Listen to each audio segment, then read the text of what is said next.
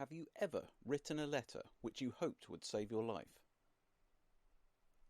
Long before she was Queen, Elizabeth was rowed to the Tower of London to be imprisoned for supposed treason. It was then she wrote the famous Tide letter. What was it, and did it really save her from execution?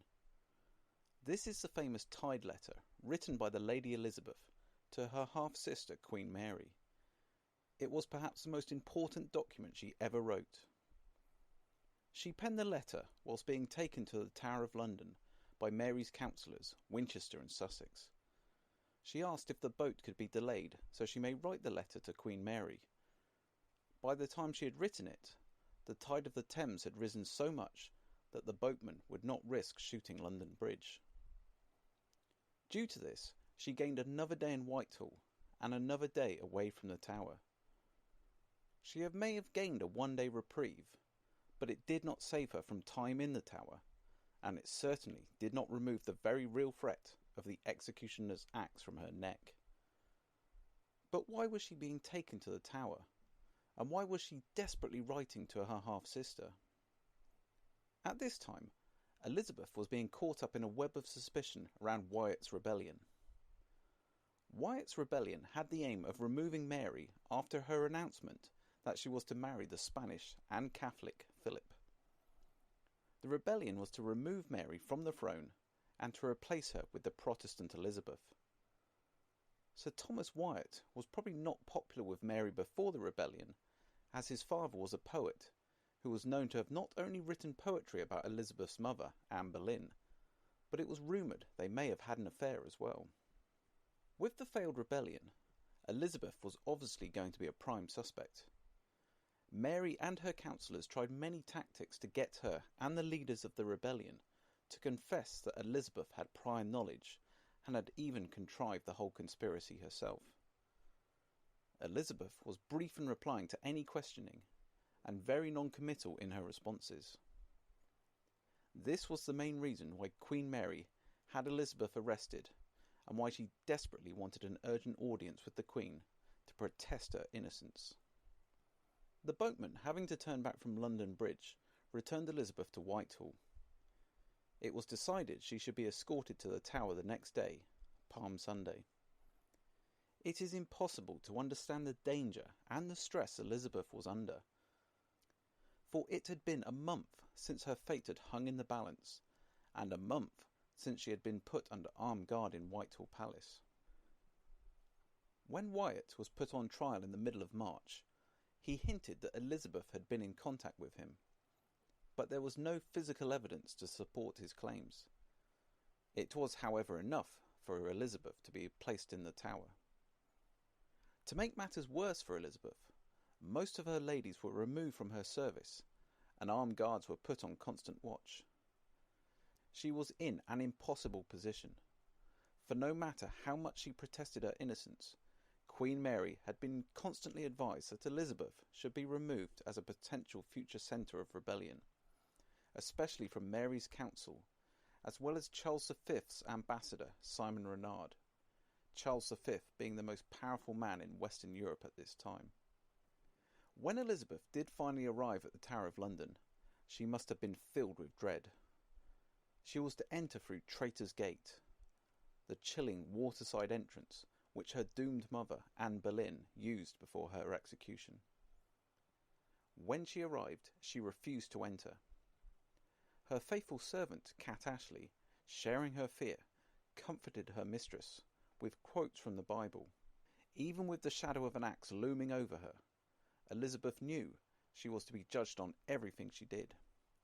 Anything small or large could tip the balance for or against her.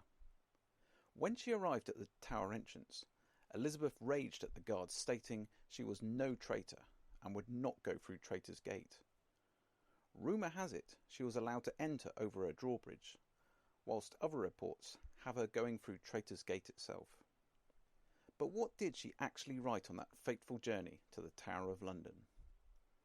If any ever did try this old saying, that a king's word was more than another man's oath, I most humbly beseech your majesty to verify it in me, and to remember your last promise and my last demand, that I be not condemned without answer, which it seems that I now am.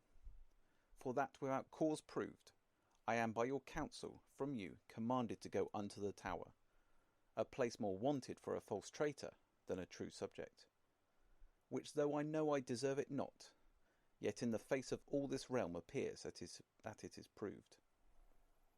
I pray God I may the shamefullest death that ever any died, if I may mean any such harm, and to this present power, I protest before God, who shall judge my truth, whatsoever malice shall devise, that I never practised, counselled, nor consented to anything that might be prejudicial to your person in any way, or dangerous to the state by any means. And therefore I humbly beseech your Majesty to let me answer afore yourself, and not suffer me to trust it to your counsellors, yea, and that afore I go to the Tower, if it be possible, if not afore I be further condemned.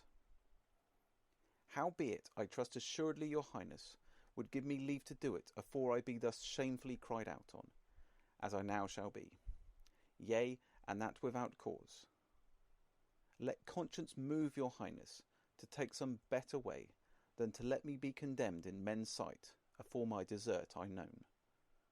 Also I most humbly beseech your Highness to pardon this is my boldness, which innocency procures me to do, together with hope of your natural kindness, which I trust will not see me cast away without desert, which what it is I would desire no more of God, but that you truly knew, but which thing I think, and believe you shall never by report know, unless by yourself you hear.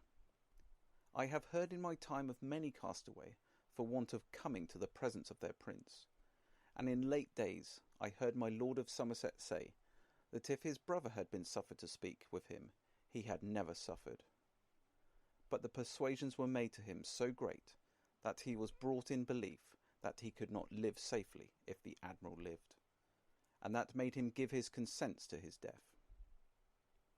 Though these persons are not to be compared to your Majesty, yet I pray God that evil persuasions persuade not one sister against the other, and all for that they have heard false report and not hearkened to the truth.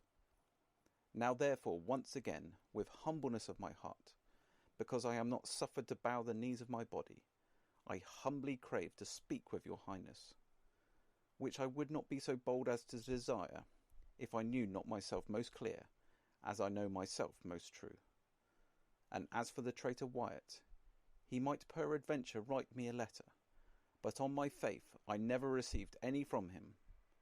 And as for the copy of the letter sent to the French king, I pray God confound me eternally, if I ever sent him word, message, token or letter, by any means, and to this my truth I will stand to my death. I humbly crave but only one word of answer from yourself, your Highness's most faithful subject, that have been from the beginning, and will be to my end. But perhaps what makes the letter most interesting is not what she wrote, but what she drew on the paper. Across the blank space at the bottom of the page, she drew diagonal lines to prevent anyone writing anything treasonable or any confession of complicity in Wyatt's rebellion. It was a very sensible precaution, for there was already a piece of evidence against her, which was a forged letter from her to Henry II of France promoting Wyatt's rebellion. This letter, written by a young woman in real mortal danger, with little support, surrounded by enemies, and little hope of escape, may not have saved her from the Tower, but historian David Starkey still believed it was the letter of her life.